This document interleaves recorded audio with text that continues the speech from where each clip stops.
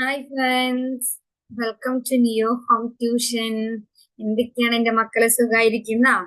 എല്ലാവരുടെയും വിശേഷം എന്തൊക്കെയാ? മിസ് ഇവിടെ സുഖമായിട്ടിരിക്കുന്നത്, എന്റെ മക്കളും നല്ല സുഖമായിട്ടിരിക്കുന്നു മിസ് വിചാരിക്കുന്നു. അപ്പൊ എന്താ, നല്ല വാമപ്പ് ആയിട്ട് എല്ലാ പിള്ളേരും എന്ത് ചെയ്യണം, നല്ല സൂപ്പർ ആയിട്ട് പഠിക്കുന്നൊക്കെ ഇല്ലേ ഞാൻ വിചാരിക്കുന്നത്. അപ്പൊ നമ്മൾ ഇന്ന് നോക്കുന്നത് എന്താ, ഹിസ്റ്ററിക്ക് അകത്തുള്ള കുറച്ച് ഇമ്പോർട്ടന്റ് ക്വസ്റ്റ്യൻസ്. നമ്മൾ ഓൾറെഡി ഡിസ്കസ് ചെയ്ത ചാപ്റ്റർ ആയിരുന്നു ഏത്, the rise of nationalism in Europe എന്നുള്ള ചാപ്റ്റർ നമ്മൾ ഓൾറെഡി ഡിസ്കസ് ചെയ്ത് കഴിഞ്ഞു അല്ലെ. അപ്പം അതിനകത്തുള്ള കുറച്ച് ഇമ്പോർട്ടന്റ് ക്വസ്റ്റ്യൻസ് നമുക്ക് 5 മാർക്കിനൊക്കെ എത്ര എങ്ങനെ എഴുതണം എന്ന് നോക്കണ്ടേ.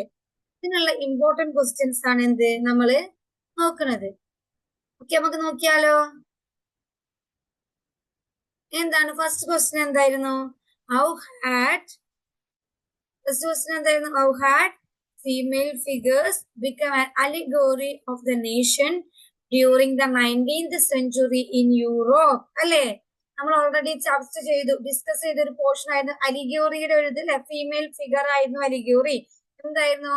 നേഷൻസ് എന്ന് പറയുന്നത് എന്താണ്? ഒരു ഫീമെയിൽ ഫിഗർ ആണ് അല്ലെ. അത് എന്ത് ചൂസ് ചെയ്യുന്നുണ്ട്? Personality. The nation do not stand for any particular woman in real life അല്ലെ. എന്താണ്? It given an abstract idea of the nation in concrete form. അപ്പൊ എന്താണ്? നമ്മൾ ഫീമെയിൽ ഫിഗർ ആണ് അല്ലെങ്കിൽ അലിഗോറി ആണ് നമ്മൾ പറഞ്ഞു. പിന്നെ നിങ്ങൾക്ക് ഇങ്ങനെ വരാം, ഫസ്റ്റ് ചാപ്റ്ററിലെ കമ്പാരിസൺസും സെക്കൻഡ് ചാപ്റ്ററിലെ കമ്പാരിസൺസും വരാം. ഇപ്പോഴും എന്റെ മക്കൾക്ക് എഴുതാൻ പറ്റുമല്ല അല്ലെ? എന്റെ മക്കൾക്ക് എഴുതാൻ പറ്റുമെന്ന് മിസ് വിചാരിക്കണേ. പിന്നെന്താ,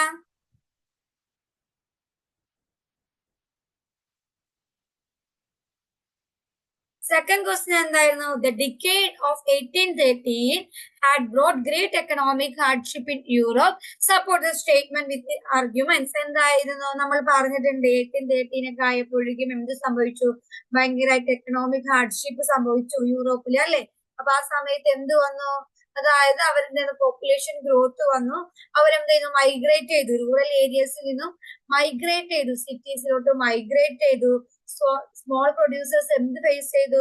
കോമ്പറ്റീഷൻസ് ഫേസ് ചെയ്തു അല്ലെ. And present struggle under the feudal dues അല്ലെ. പിന്നെ എന്താണ് നെക്സ്റ്റ് ക്വസ്റ്റ്യൻ എന്തായിരുന്നു എന്റെ മക്കളെ?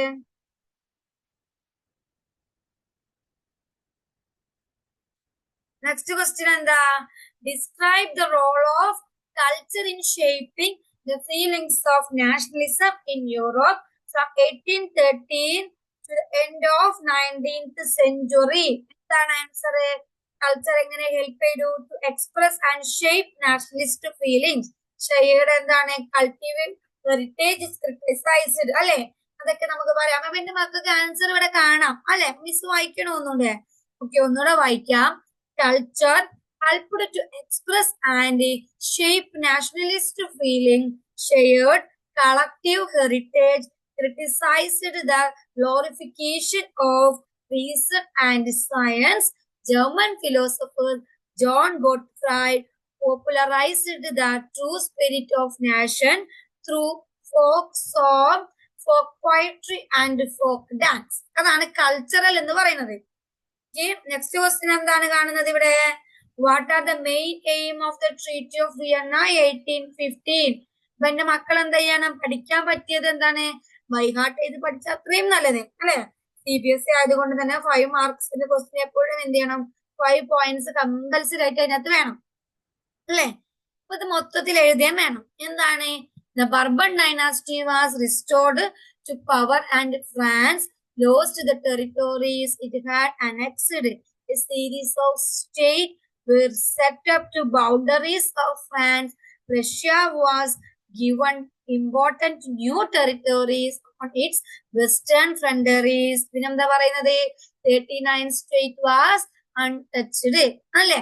പിന്നെ പറയുന്നതാണ് explain the causes of conflict the Balkan area 1871. അത് നമ്മൾ ഓൾറെഡി ഡിസ്കസ് ചെയ്തതാണ്, ബാൽക്കൻ സ്റ്റേറ്റ്സ് എന്ന് പറയുന്നത്. നെക്സ്റ്റ് ക്വസ്റ്റ്യൻ പറഞ്ഞു ആക്ട് ഓഫ് യൂണിയൻ 1707. അതെന്താണ് ആക്ട് ഓഫ് യൂണിയൻ? ഇംഗ്ലണ്ട് എന്ന് പറയുന്നത് would impose its influence the Scotland. The Catholic clans of Scottish Highlands suffered terrible repression. They were forbidden to speak their Gaelic language. Okay. പിന്നെ എന്താ പറയുന്നത്, social and administrative reforms introduced Napoleon in regions under his control. നെപ്പോളിയന്റെ control ആയപ്പോഴേക്കും എന്തൊക്കെ സംഭവിച്ചു? Secured right to property വന്നു അല്ലെ, നമ്മൾ ഓൾറെഡി ഡിസ്കസ് ചെയ്തതാണ്. സിംപ്ലിഫൈഡ് അഡ്മിനിസ്ട്രേറ്റീവ് ഡിവിഷൻസ് വന്നു. എബോളിഷ്ഡ് ദ ഫ്യൂഡൽ സിസ്റ്റം വന്നു. Freed peasant from the serfdom and manorial dues.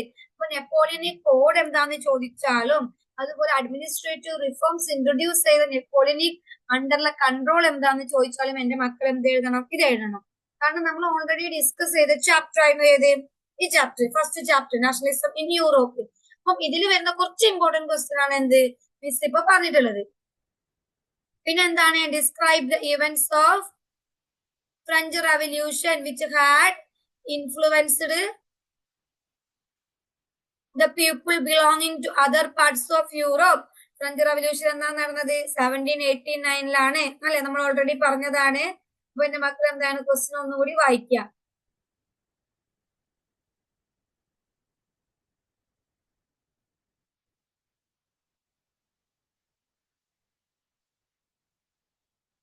French revolution എന്ത് സംഭവിച്ചു?